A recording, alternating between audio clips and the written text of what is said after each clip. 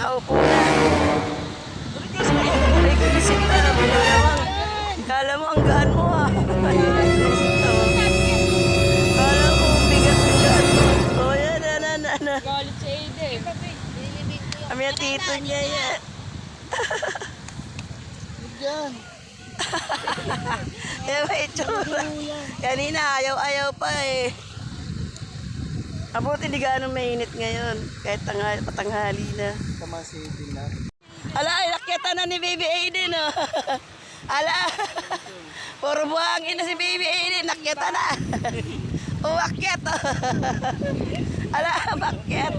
Matuwan-tuwa pa. Buwan mo nga kapatid.